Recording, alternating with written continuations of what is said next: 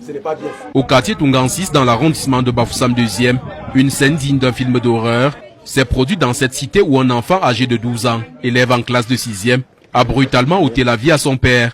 Pourtant, de retour du travail, Christian Moto-Taximan est bien reçu par son fils Ismaël, qui vit avec lui depuis quelques mois seulement. Quand son père rentre, il lui demande « Papa, je dépose l'eau, pourquoi tu te laves ?» Il dit oui. L'enfant dépose l'eau. Il entre se doucher. Sauf que cette douche précédait une autre qui allait être plus froide.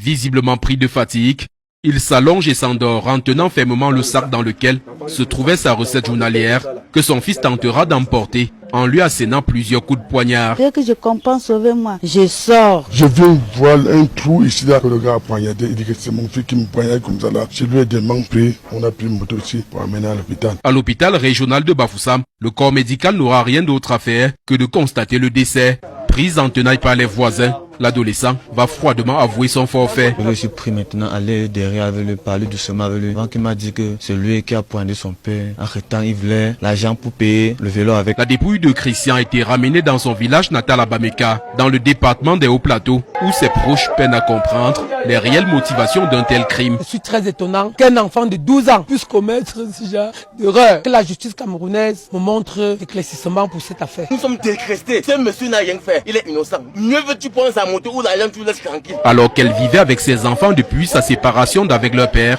la mère du principal suspect qui est pour leur garder au commissariat central de Bafoussam rappelle les comportements inappropriés que ce dernier affichait de plus en plus. L'enfant était tellement têtu entre mes mains. J'ai appelé le secours de son père. J'ai dit que ça ne me laisse pas, aide-moi. Dans la cour de la chefferie Bapin, où le défunt était l'adjoint au chef, tout le monde est inconsolable. Au-delà de l'émoi qu'il suscite, ce nouveau parricide témoigne du niveau de pourrissement de la jeunesse camerounaise. Tu dis que qu'est-ce qui s'est passé? Pourquoi tu as poignardé ton père? Pourquoi tu l'as tué? Parle fort. C'était pas ton intention. Tu fais quelle classe? 6e. Tu fréquentes où? Oui, polyvalent, yes. Polyvalent quoi? Yes. Tu as quel âge? 11 ans. Voilà. C'est quoi? Pourquoi tu as donc poignardé ton père? Ça s'est passé comment? Explique-moi. Je voulais partir chez ma mère. Tu voulais partir chez ta mère et tu as demandé à ton père, il a refusé? Il a refusé. Oui. Ta mère habite où? Il habite à Congo. Mais pourquoi tu ne connais pas la maison du Tom? Tu ne peux pas partir? Pourquoi ils se sont séparés? Ils se sont séparés pourquoi? Je sais pas. Il était encore petit. Tu étais encore petit quand ils se sont séparés? Ça s'est donc passé comment? Il était quelle heure? Tu as pris le couteau où? Dis-moi, explique-moi comment ça s'est passé. Il était 19 heures. Il était 19 heures. Ton père, lui, il était où? Il était dans le dormi. Il était en train de dormir dans la chambre ou bien au salon? Dans la chambre. Maintenant, tu allais prendre le couteau. Oui. Tu l'as poignardé où? À quel niveau? Sur le ventre. À ce niveau-ci? Un peu plus bas? Oui, tu as poignardé combien de fois? Une seule fois. Une seule fois? Hein? Je voulais qu'il parle à l'hôpital. Je voulais qu'il parle à l'hôpital pour que par derrière, il proche ma mère. Tu voulais qu'il parle à l'hôpital pour que par derrière tu passes chez ta mère. Maintenant, qu'est-ce qui s'est passé?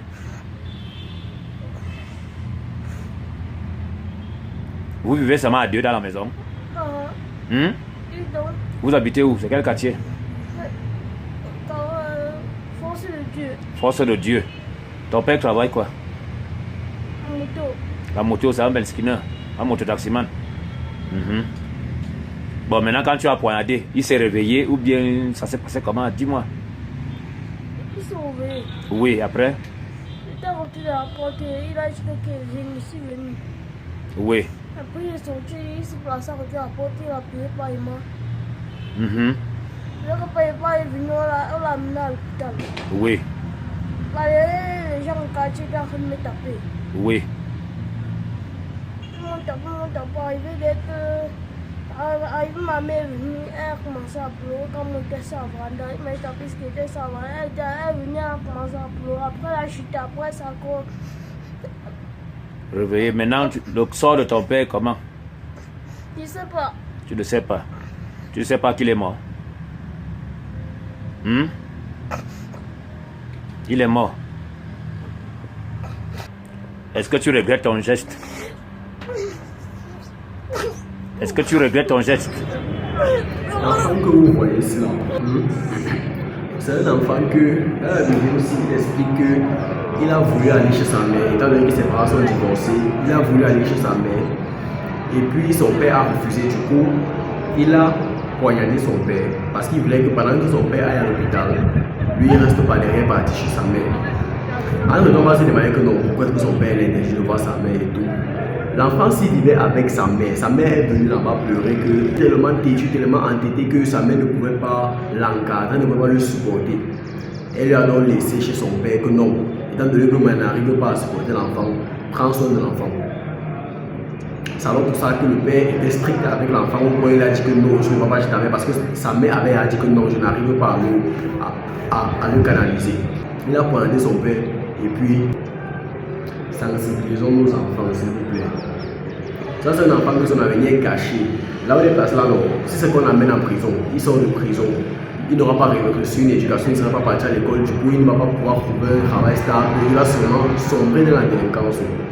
Et si c'est qu'il ne va pas en prison et qu'il reste comme ça, la conscience, quand tu as mis dans ta tête que tu as tué quelqu'un, quand tu as mis dans ta tête que tu as tué quelqu'un, quand tu sais dans ta tête que tu as tué quelqu'un, non.